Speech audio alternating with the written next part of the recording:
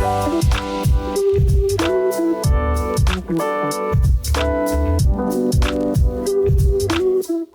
to GreenBiz Studio. I'm Netra Rajendran, the Net Zero Analyst here at GreenBiz, and I'm excited to be speaking with Edward Palmieri, Senior Director of Global Sustainability at Meta.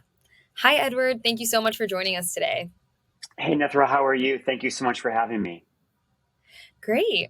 Well, I have a few questions for you. The first being, what does water positive mean to Meta, and what role does water play when addressing the climate crisis?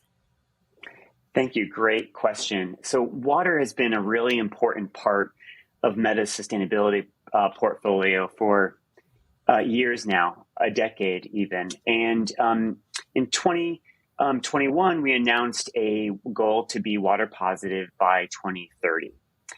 We know that without water, ecosystems dwindle, communities suffer.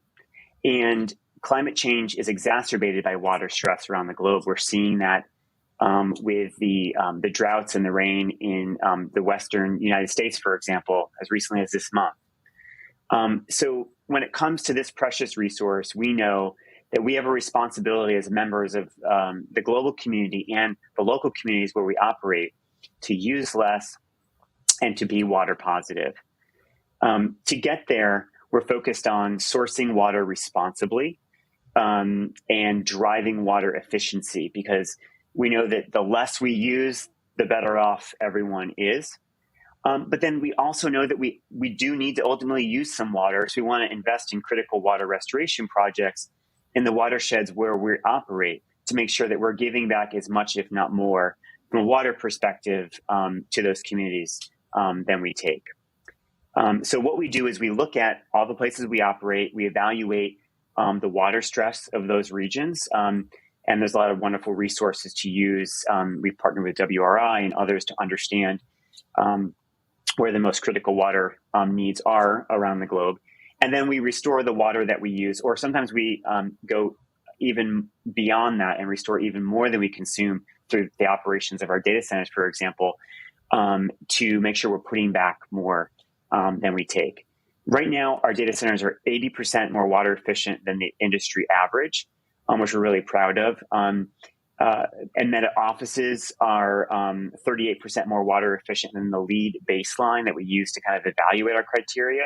So we know we start from a really strong efficiency space, and then we want to make sure beyond that, we're putting back the water that we consume through our operations. Absolutely. And I love this emphasis on community-oriented action. And I know you kind of touched on this a little bit in your last answer, but what are some of the methods being used and the partners that you're working with to achieve this 2030 goal of water positivity? Yeah, like so many things with sustainability, and one of the reasons why I love working in the sustainability space is that everything needs to be collaborative. Partnerships are the only way to make all of this work.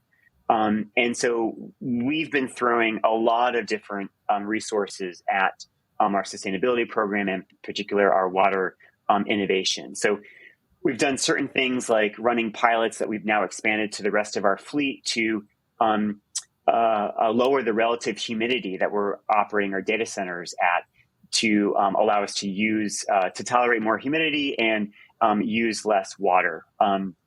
Those results have yielded 10 to 65% annually water savings that were projected through our entire fleet. It varies based on the climates where different data centers are located, but we think tweaks and innovation around our efficiency is something we need to continue to do, and that's something that we've done from the beginning of our designs. We need to keep re-upping our game there. But then beyond that, as I just mentioned in the previous question, since 2017, we've supported more than 25 water restoration projects across 8 watersheds where we operate. And these projects range from restoring wetlands to providing clean water to communities and to repairing infrastructure.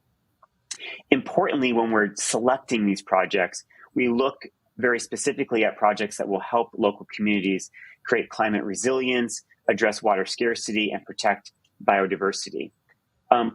As of 2021, we have restored 617 million gallons of water, which we're really excited about.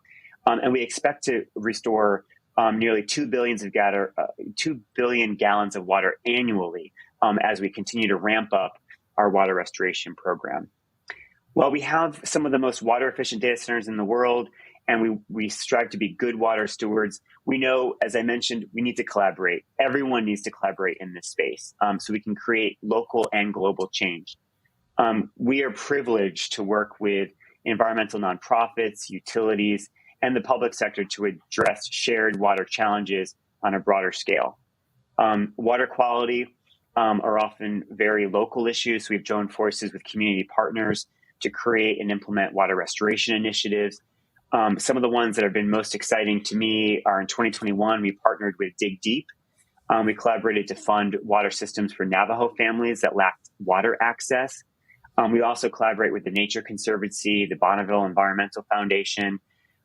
We work with local groups as well, like the Rio Grande Water Fund and the Texas Water Action Collaborative. So all of these initiatives allow us to kind of interact locally and globally to bring together, hopefully, a common sense of purpose and urgency around water.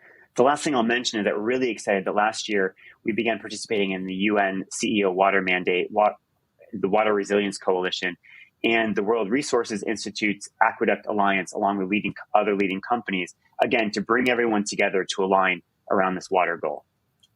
Wow, thank you for that insight. It seems like you have a very holistic approach to addressing this issue, which is impressive.